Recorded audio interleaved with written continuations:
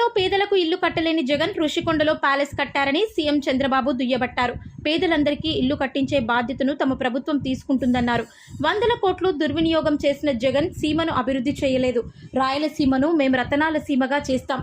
పోలవరం పూర్తి చేసి నదులను అనుసంధానిస్తే కరువు ఉండదు. పరిశ్రమలు తీసుకొచ్చి ఉపాధి కల్పిస్తామని గుండుమలలో నిర్వహించిన సభలో చంద్రబాబు నాయుడు అన్నారు.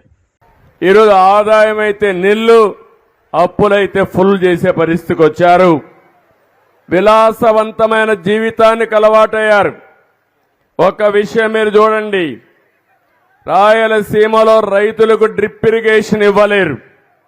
ఒక్క సాక్షి పేపర్కు 403 కోట్ల రూపాయలు అడ్వర్టైజ్మెంట్కి ఇచ్చుకున్నారు. ఎవడబ్బా సొమ్మని అడుగుతున్నా మీ ద్వారా ఈ ఆనాటి ప్రభుత్వాన్ని.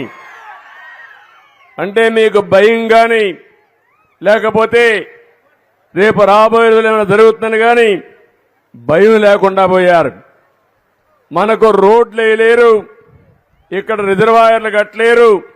కానీ మీరు చూస్తే సర్వే పేరు పెట్టి ఆ సర్వేకి రాళ్లు వేయడానికి 700 కోట్ల రూపాయలు ఖర్చు పెట్టారు.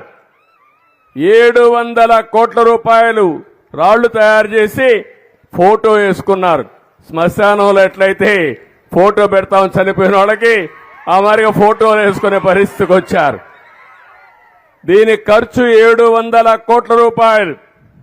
ఇప్పుడే నేను వెళ్ళాను, ఓబడమ్మకైతే ఇల్లు లేదు కానీ ఉండే ఇల్లు కూడా ఉరుస్తా ఉంది. కానీ ఈ మహానుభావుడు 500 కోట్ల రూపాయలు ఖర్చు పెట్టి విశాఖపట్నం ఋషికొండలో ప్యాలెస్ కట్టుకుంటున్నాడు.